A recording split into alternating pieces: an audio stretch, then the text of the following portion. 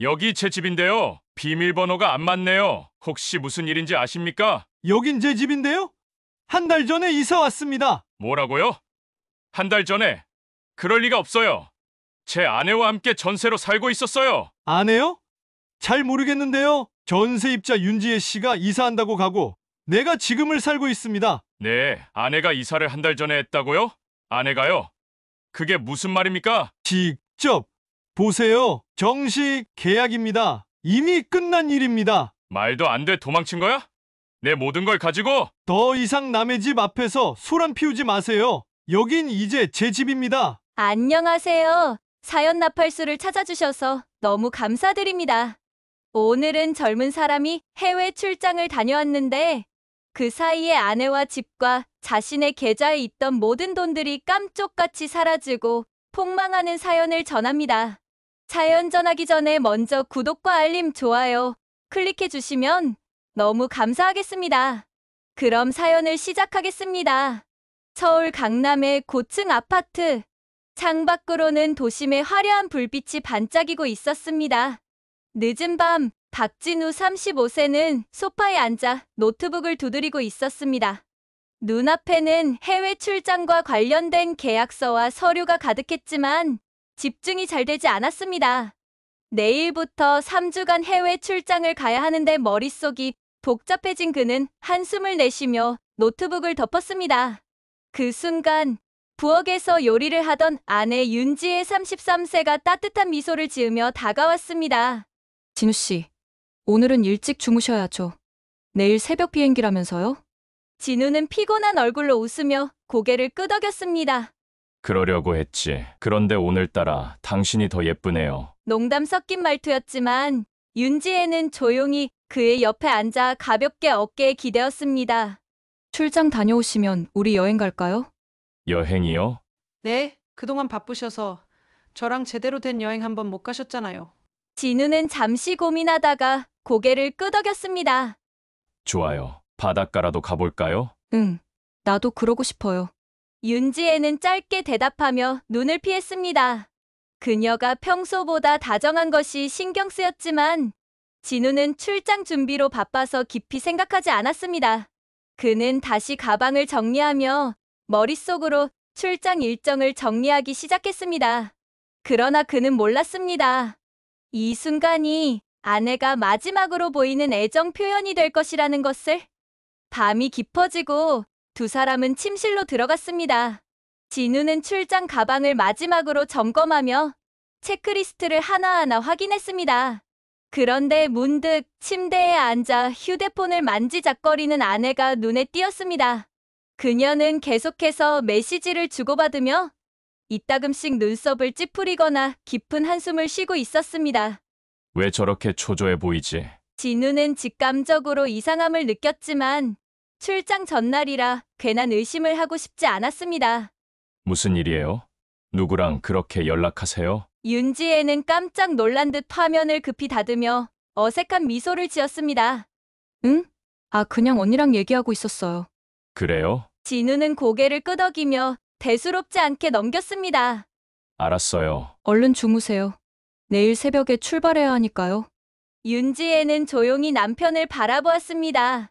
그녀의 눈빛 속에는 설명할 수 없는 복잡한 감정들이 스쳐 지나갔습니다. 그러나 진우는 그 속뜻을 전혀 알지 못한 채 그녀의 이마에 짧게 입을 맞추고 등을 돌렸습니다. 방 안에 불이 꺼지고 침실은 어둠 속에 잠겼습니다. 그 순간 윤지혜는 조용히 휴대폰을 다시 열었습니다. 그리고 어딘가에 조심스럽게 메시지를 보냈습니다. 내일 새벽이야. 준비됐어? 다음 날 새벽, 아직 어둠이 완전히 걷히지 않은 시간, 공항으로 향하는 차가 조용히 아파트 단지를 빠져나갔습니다. 진우는 피곤한 얼굴로 아내를 바라보며 짧게 웃었습니다. 잘 지내요. 출장 끝나면 여행 가요. 네. 조심해서 다녀오세요. 윤지혜는 손을 흔들며 그를 배웅했습니다. 그러나 그녀의 표정은 애틋하기보다는 복잡하고 어두웠습니다. 그것은 남편을 향한 그리움이 아니라 마지막 이별을 준비하는 사람이 보이는 표정이었습니다. 진우는 창밖을 바라보며 깊은 숨을 내쉬었습니다. 이 출장만 끝나면 여유를 가지고 가족과 시간을 보내야지. 그러나 그는 몰랐습니다. 그가 돌아왔을 때 집의 주인은 바뀌어 있을 것이라는 것을. 3주간의 출장이 끝났습니다. 인천공항에 도착한 박진우는 기내에서 이미 회사 업무를 체크하고 있었습니다. 출장 성과도 좋았고 큰 프로젝트를 마무리했으니 이제야 한숨 돌릴 수 있었습니다. 집에 가서 푹 쉬어야겠어. 그는 카카오 택시를 불러 곧장 집으로 향했습니다. 아파트 단지가 눈앞에 보이자 마음이 편안해졌습니다. 그러나 차가 멈춰설 무렵 그는 문득 이상한 기운을 감지했습니다. 뭔가 달라. 경비실을 지나칠 때 경비원이 유난히 낯설게 느껴졌습니다. 3주 전 분명 그를 알아보며 인사하던 직원이었는데 오늘은 마치 그가 누구인지 모르는 사람처럼 고개를 갸우뚱할 뿐이었습니다. 진우는 순간적으로 찝찝한 느낌을 받았지만 긴 출장 때문이라 피곤해서 그런가 보다 하고 넘겼습니다. 엘리베이터를 타고 익숙한 층에서 내렸습니다. 카드키를 꺼내들고 현관문 앞에 섰습니다. 그런데 뭐지? 현관문이 바뀌어 있었습니다. 색깔이 다르고 비밀번호 입력 패드도 다르게 생겼습니다. 진우는 멈칫하며 문고리를 잡았습니다. 잠긴 문. 비밀번호를 입력해보려 했지만 손이 멈췄습니다. 설마? 그는 주머니에서 휴대폰을 꺼내 아내에게 전화를 걸었습니다. 현재 고객님께서 전화를 받을 수 없습니다. 현재 고객님께서 전화를 받을 수 없습니다. 다시 한 번, 두 번, 세 번 아무리 전화를 걸어도 연결되지 않았습니다. 진우의 심장이 덜컥 내려앉았습니다. 여기서 뭐 하십니까? 갑자기 들려온 낮은 목소리. 진우가 고개를 돌리자 한 남자가 문을 열고 나왔습니다. 젊은 남자. 슬리퍼를 신고 손에는 자동차 키를 들고 있었습니다. 낯선 얼굴. 여기가 제 집인데요. 남자는 피식 웃으며 비꼬듯 말했습니다. 여긴 제 집인데요? 진우는 순간 머릿속이 하얘졌습니다. 뭐라고요? 여긴 제 집이에요. 제가 전세로 살고 있는 곳이라고요. 남자는 팔짱을 끼고 문 앞에 섰습니다. 아, 이 집. 한 달 전에 매매됐는데요. 정식으로 계약했고 서류도 다 확인됐습니다. 당신 누구세요? 진우는 한 걸음 뒤로 물러섰습니다.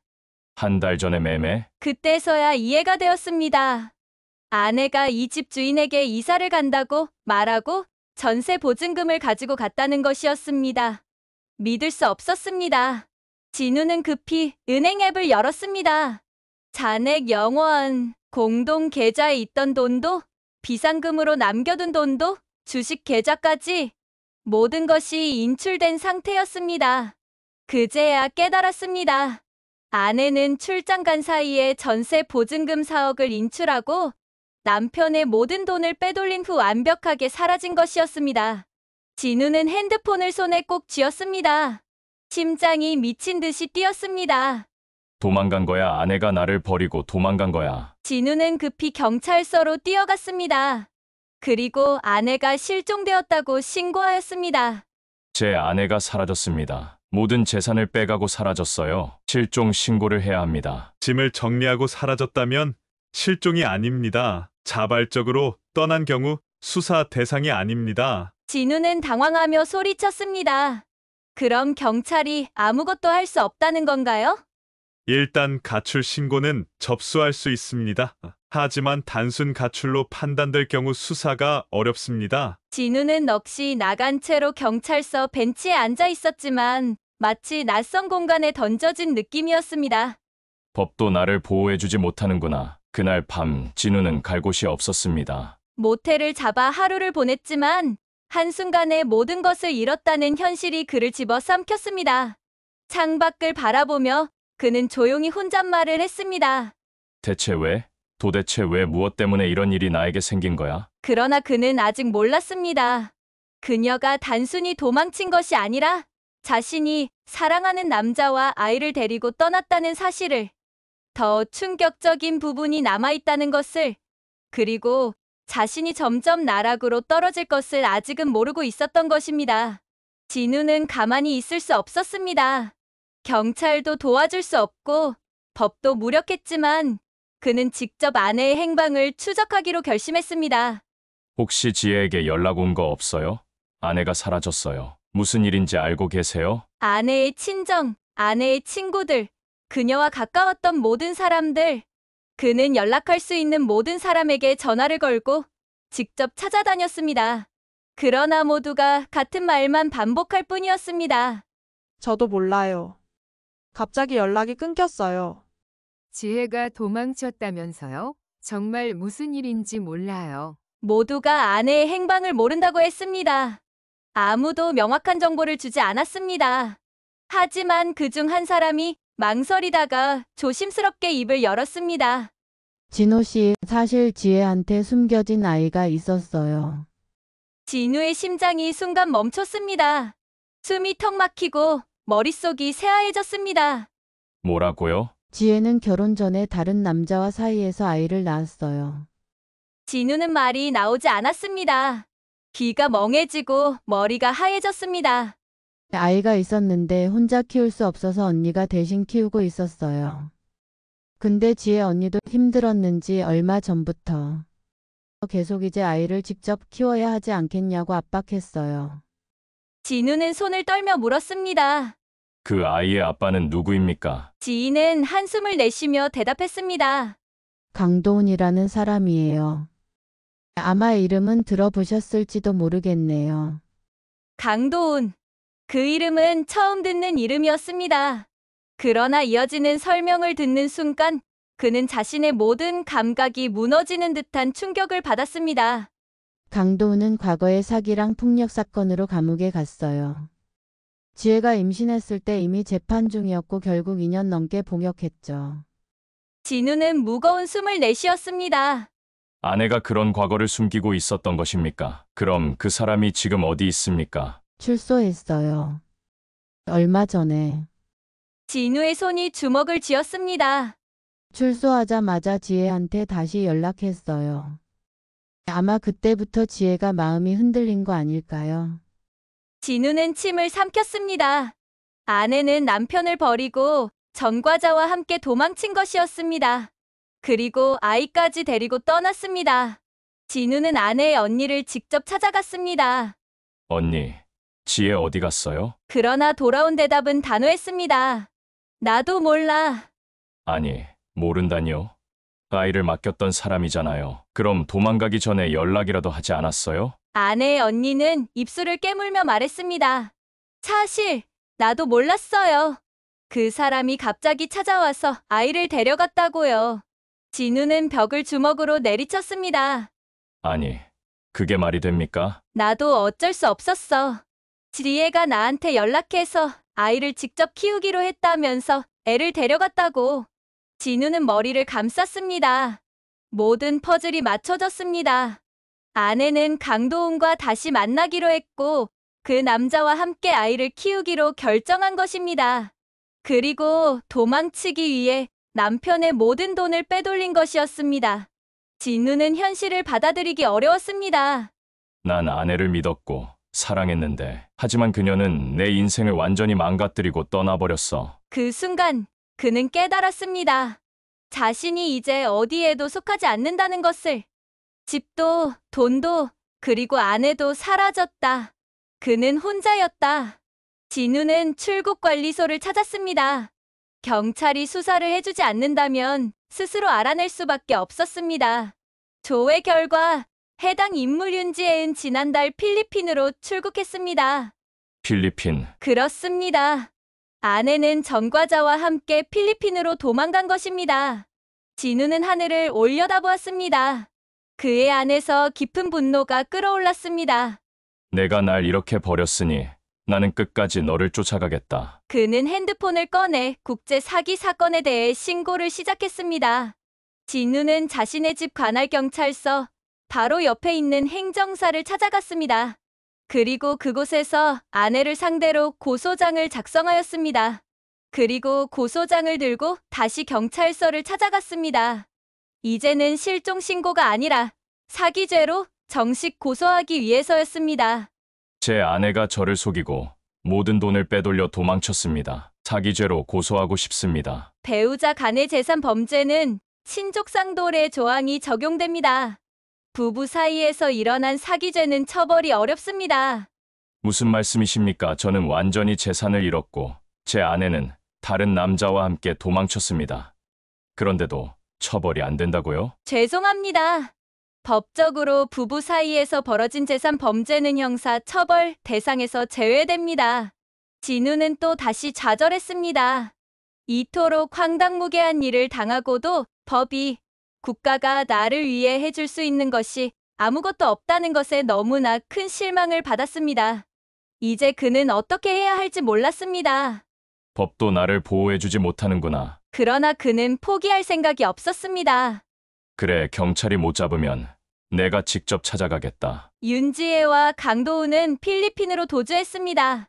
강도훈이 가짜 신분증을 만들어 주었고 불법 체류자로 숨어 지냈습니다. 지혜는 처음엔 두려웠지만 이제 과거는 잊고 새로운 삶을 살면 돼 라고 스스로 위로하며 새로운 생활을 시작했습니다. 그러나 그녀는 곧 끔찍한 현실을 마주하게 되었습니다. 강도훈은 출소 후 새로운 기회를 얻었다고 생각했습니다. 그리고 지혜가 가지고 온 돈으로 멋진 생활을 시작하였습니다. 그리고 지혜의 돈을 자신의 계좌에 채우기 시작하였습니다. 가끔은 지혜가 반대를 하면 화를 내기도 하였습니다. 남자가 무슨 일을 하려는데 여자가 옆에서 도와야지. 그렇게 손 놓고 있으면 이렇게 먼 타국에서 어쩌자는 거야. 하면서 지혜를 엇박질렀습니다. 지혜는 다른 선택의 여지가 없었습니다. 한국으로 돌아가지도 못하고 그렇다고 아무도 아는 사람이 없는 머너먼 타국에서 강도훈과 헤어질 수도 없는 상황에서 강도훈이 욱박지르고 시키면 시키는 대로 따를 수밖에 없습니다. 그렇게 지혜의 돈을 모두 강도훈의 계좌에 들어가자 강도훈은 완전히 바뀌기 시작하였습니다. 그는 18살의 어린 필리핀 여성과 새롭게 가정을 꾸렸습니다. 너랑 애랑 있으면 나 자유롭게 못 살아. 이제 각자 알아서 살아. 윤지혜는 하루아침에 버려졌습니다. 돈도 없고 아이까지 데리고 있는 그녀. 설마 나를 이렇게 내버려 두겠어? 그러나 강도훈은 더 이상 그녀를 필요로 하지 않았습니다. 돈도 없고 제대로 된 일자리도 없고 강도훈에게도 버려진 그녀. 지혜는 결국 친언니에게 연락했습니다. 언니 소연이를 데려가 줘. 난 지금 키울 수 없어. 결국 아이는 다시 한국으로 보내졌습니다. 그러나 윤지혜는 혼자가 되었습니다. 나는 대체 어떻게 살아야 하지? 필리핀 마닐라에서 한국인을 상대로 하는 술집에 일을 하였습니다. 하지만 일이 만만치도 않았지만 수입이 거의 없습니다. 그러다가 업주에게 정상적인 돈을 달라고 항의하였다가 업주는 경찰에 지혜를 불법 체류자로 신고해버렸습니다. 결국 필리핀 경찰에게 체포되었습니다. 출입국관리법 위반 및 신분증 위조 혐의로 구금되어 그녀는 감옥에서 몇 달을 보내고 결국 한국으로 강제 송환되었습니다. 비행기에서 내리자마자 그녀를 기다리고 있는 한국 경찰이었습니다. 윤지혜 씨, 출입국관리법 위반 혐의로 체포합니다. 그녀는 그렇게 다시 한국 땅을 밟게 되었습니다. 진우는 필리핀에서 체포된 그녀의 소식을 뉴스로 접했습니다.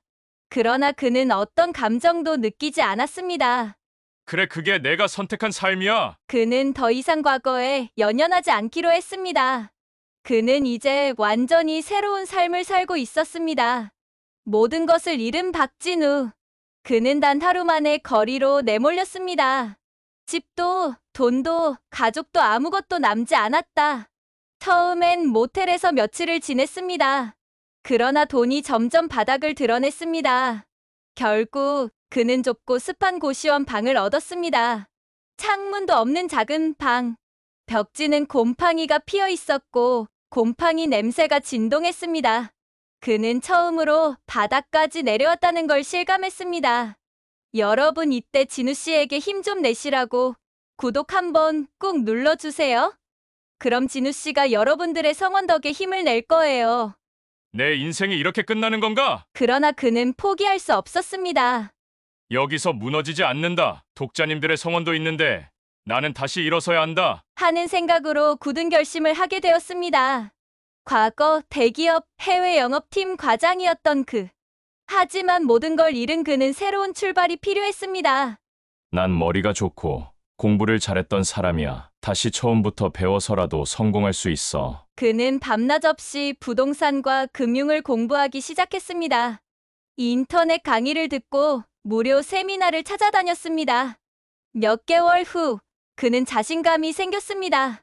이제 내가 돈을 버는 방법을 알 것 같다. 처음엔 가진 돈이 없었기 때문에 소액 투자부터 시작했습니다.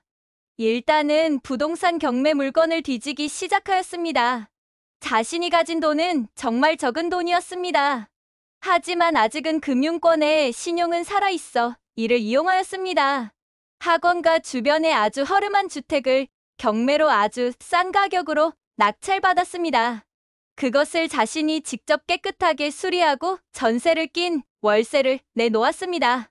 지방에서 공부를 하기 위해 온 수험생과 학생, 그리고 고시를 준비하는 사람들에게 세를 놓았습니다. 전세금을 다시 경매로 조금 큰 주택을 낙찰받아 신혼부부와 지방에서 온 공장, 회사원에게 또 다시 전세금을 낀 월세를 받았습니다. 월세는 은행에 이자를 주고도 미약하지만 생활비에 보탰습니다. 그리고 전세 보증금으로 차츰차츰 큰 주택을 매입하였고 얼마가 지나 처음 낙찰받은 골목 안 주택은 매각하였습니다. 그 차액이 제법 좋았습니다. 그 돈을 합쳐서 이번에는 제법 3층짜리 건물을 낙찰받아 전세 보증금을 낀 월세로 세를 놓았습니다. 이렇게 점점 규모를 키워나가게 되었습니다. 이후 점점 더 큰 부동산을 투자하며 돈을 불려나갔습니다. 돈이 돈을 만든다. 이제 나도 다시 올라갈 수 있어. 1년 후 그는 완전히 다른 사람이 되어 있었습니다. 2년 후 그는 억대 자산을 가진 사람이 되었습니다. 3년 후 그는 성공한 투자 전문가로 불리게 되었습니다. 그는 이제 부동산 투자 회사 CEO가 되었습니다. 사람들은 그의 이야기를 듣고 감탄했습니다. 고시원에서 시작해 부자가 된 남자. 바닥에서부터 다시 시작한 인생 역전의 아이콘. 그는 더 이상 과거를 신경 쓰지 않았습니다. 그의 목표는 오직 더 성장하고 더 성공하는 것뿐이었습니다. 나는 다시 태어났다. 그리고 이제야 진짜 내 인생을 살고 있다. 박진우는 이제 완전히 다른 사람이 되어 있었습니다. 부동산 투자로 성공한 사업가가 되었고 더 이상 과거에 얽매이지 않았습니다. 내 인생에서 가장 잘한 일은 아내에게서 완전히 벗어난 것이었다. 그러나 그를 멀리서 바라보는 한 사람이 있었습니다. 윤지의 그녀였습니다. 그녀는 몇 달 전 출소한 후 갈 곳이 없었습니다. 결국 박진우를 다시 찾아오기로 결심했습니다. 어느 날 진우가 고급 레스토랑에서 미팅을 마치고 나오는 길. 문 앞에서 수척해진 얼굴의 윤지혜가 서 있었습니다. 진우 씨, 저 좀 볼 수 있을까요? 초라한 옷차림, 초조하고 불안한 눈빛. 한때 아름다웠던 그녀의 모습은 완전히 사라져 있었습니다. 우리 다시 이야기할 수 없을까요? 진우는 차가운 눈빛으로 그녀를 바라보았습니다. 이제 와서 무슨 이야기를 하겠다는 거죠? 그러자 윤지혜는 필사적으로 변명하기 시작했습니다. 그때는 어쩔 수 없었어요. 강도훈이 내 아이를 죽일 수도 있다고 협박했어요. 저는 아이를 지키기 위해서 그렇게 할 수밖에 없었어요. 그렇지만 저는 여전히 당신을 사랑해요. 우리 다시 처음부터 시작할 수 없을까요? 눈물까지 흘리며 애원하는 그녀. 그러나 박진우의 표정은 변하지 않았습니다. 그의 눈에는 분노와 경멸이 서려 있었습니다. 그럼 한 번이라도 나에게 말했어야죠. 한 번이라도 기회를 줬어야죠. 사랑한다고요?